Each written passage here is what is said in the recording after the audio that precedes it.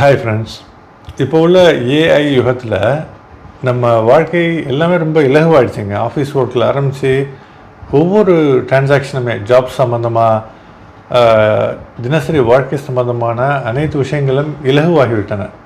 குறிப்பாக ஆஃபீஸ் சம்மந்தமாக வேலை செய்கிற பல சந்தர்ப்பங்களில் இந்த ஏஐ நம்ம வாழ்க்கையை ரொம்ப ரொம்ப ரொம்ப ஈஸியாகிடுச்சு. இது எந்த அளவுக்கு ஒரு சந்தோஷமான விஷயமா இருக்கோ, இந்த வாழ்க்கை எந்த அளவுக்கு ஈஸியாகிடுச்சு. முதல்லலாம் நம்ம கஷ்டப்பட்டு செஞ்சுட்டு இருந்த வேலையை இப்போ ஜஸ்ட் லைக் தட் ஒரு பீஸ் ஆஃப் கேக் மாதிரி நம்ம செய்ய வைக்கிது.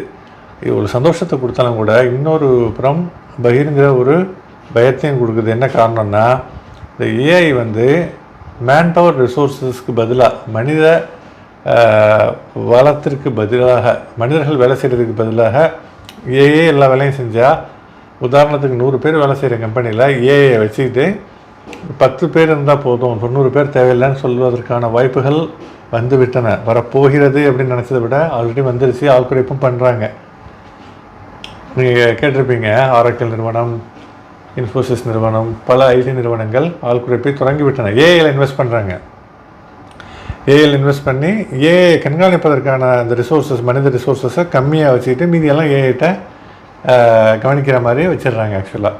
ஆனால் அந்த ஏஐ இதே எப்படியாங்க நம்ம வேலை ஃப்யூச்சரில் நம்மள்கிட்ட இருக்கோ இல்லையோ, ஆனால் இருக்கிற வரைக்கும் அந்த வேலையை இலகுவாக செய்யலாம் அப்படிங்கிற நம்பிக்கையில் ஒரு சில டிப்ஸ் தான் இந்த வீடியோவில் கொடுக்க இருக்கிறேன்.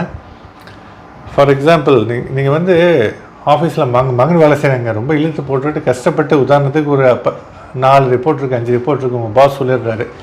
ஒரு ரிப்போர்ட்டை 50 பக்கம் 50 பக்கம் உள்ள அந்த டாக்குமெண்ட்டை படித்து ஒன்றோட ஒன்று தொடர்பு கம்பேரிசன் பண்ணி அதுக்கப்புறம் நாளையும் அந்த கம்பேரிசன் டேபிள் மாதிரி உண்டாக்கணும்.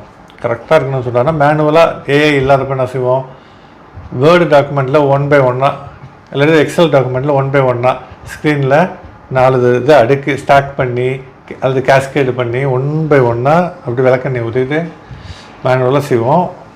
எந்த இடத்துல வித்தியாசம் இருக்கோ, இல்லை ரிப்போர்ட்டு சம்மரி ரிப்போர்ட் பண்ணுறப்போ அதை ஹைலைட் பண்ணி இது பண்ணுறதுக்கு ஒரு 2-3 நாள் எடுக்கும். இப்போது எதுவுமே தேவையில்லை. ஏஐயில் ஓப்பன் ஏஐயில் சாட் ஜிபிடியில் உதாரணத்துக்கு மினிமமாக உள்ள பெய்டு வெர்ஷன், கோ வெர்ஷன் இருக்குது. அது மாதத்துக்கு ஒரு 28 திரகம் 30 திரகம் வருது மாதத்துக்கு, யுஏஇ திரஹம்ஸ். அது நம்ம ஒரு டெலிஃபோன் கார்டு யூஸ் பண்ணுற காசு கூட வராது, ரொம்ப கம்மி. அதை நீங்கள் போட்டுக்கிட்டிங்கன்னா மினிமமாக chatgpt.com உள்ளார போய் ப்ளஸ் சிம்பிள் இருக்குது, 20 ஃபைலை நீங்கள் அட்டாச் பண்ண முடியும். 20 ஃபைல் எந்த ஃபைல் வேணாலும் அட்டாச் பண்ணி, உதாரணத்துக்கு உங்கள்கிட்ட நீங்கள் ஹெச்ஆரில் வேலை செய்கிறீங்க, நான் ஹெச்ஆரில் வேலை செய்கிறேன். ரெக்ரூட்மெண்ட்டில் எனக்கு 15 சிவி வந்திருக்கு.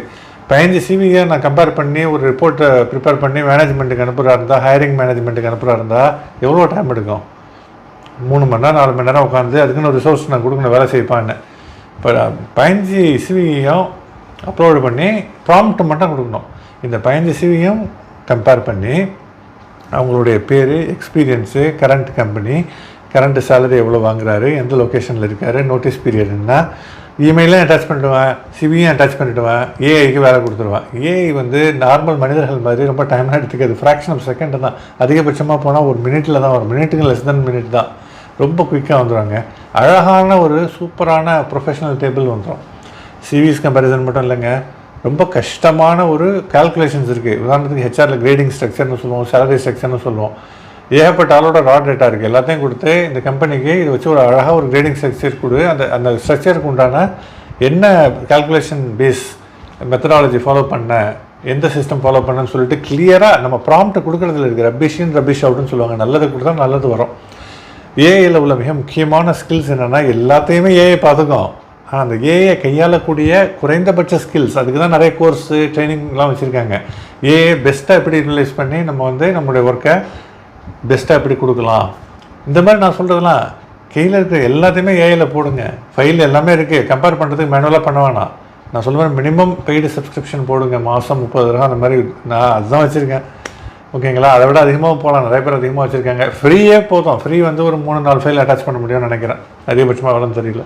இது வச்சுருந்தா ஒரு 20 ஃபைல் அட்டாச் பண்ணிங்கன்னா எனி பாயிண்ட் ஆஃப் டைம் என்ன வேணாலும் நீங்கள் டம்ப் பண்ணலாம். ஏஐயில் என்ன வேணாலும் கேளுங்க. Feel free to ask it any thing.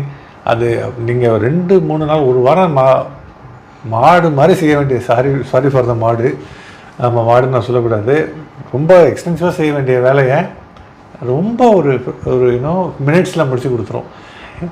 நம்ம வேலை ஏஐ வந்து எப்போ எடுக்க போதும் தெரியாது. ஆனால் இருக்கிற வரைக்கும் நம்ம ஏஐ பெஸ்ட்டாக பயன்படுத்தி நம்ம ஜாப் பெஸ்ட்டாக போர்ட்ரே பண்ணி நம்மளுடைய பெர்ஃபார்மன்ஸை பெஸ்ட்டாக காமிக்கலாம்.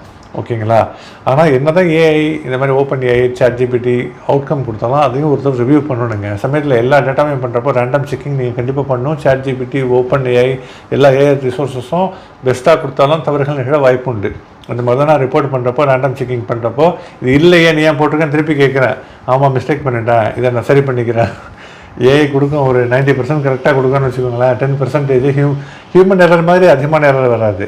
இருந்தாலும் ஒரு சில எரர்ஸ் வர தவிர்க்க முடியாது.